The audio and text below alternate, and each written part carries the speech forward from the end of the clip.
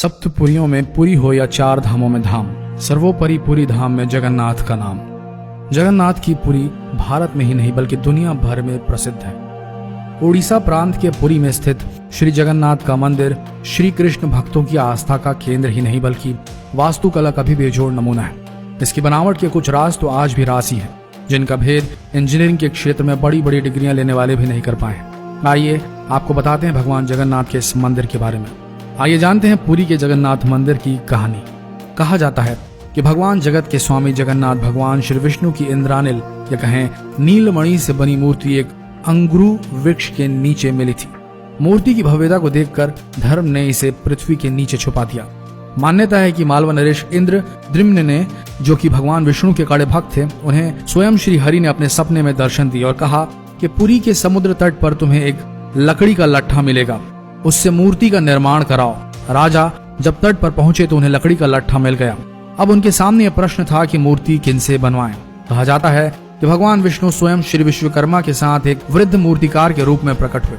उन्होंने कहा कि वे 1 महीने के अंदर मूर्तियों का निर्माण कर देंगे, लेकिन इस काम को एक बंद कमरे में अंजाम देंगे। 1 महीने तक कोई भी इसमें प्रवेश नहीं करेगा, न कोई ताक झांक करेगा, चाहे वह राजा ही क्यों न हो।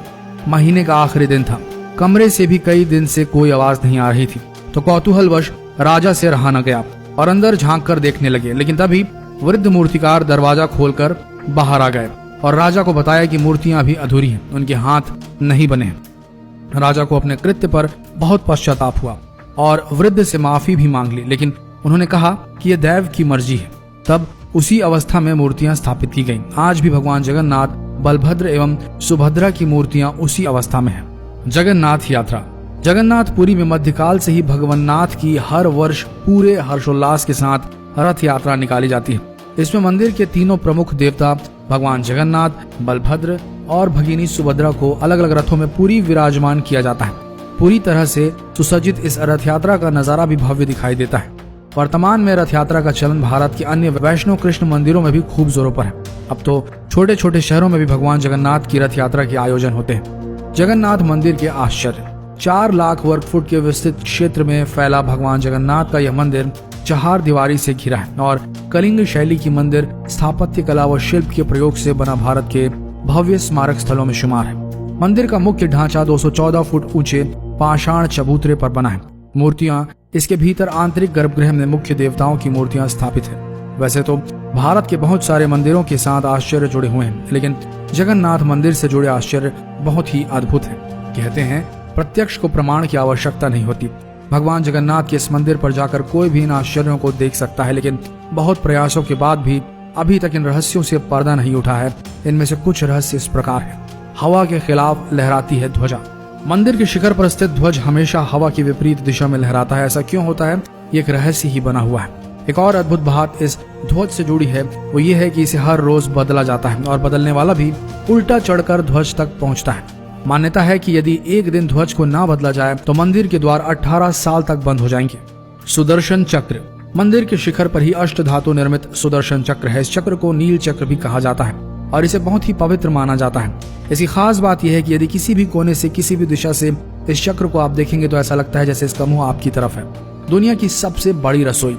श्री जगन्नाथ के मंदिर में स्थित रसोई दुनिया की सबसे बड़ी रसोई मानी जाती है। इसमें एक साथ 500 के करीब रसोई और 300 के आसपास सहयोगी भगवान के प्रसाद को तैयार करते हैं। दूसरा, प्रसाद पकाने के लिए 7 बर्तनों को एक दूसरे के ऊपर रखा जाता है और प्रसाद पकाने की प्रक्रिया सबसे ऊपर वाले बर्तन से शुरू होती है। मिट्टी के बर्तनों में लकड़ी पर ही प्रसाद पकाया जाता है। सबसे नीचे वाले बर्तन का प्रसाद आखिरी में पकता है।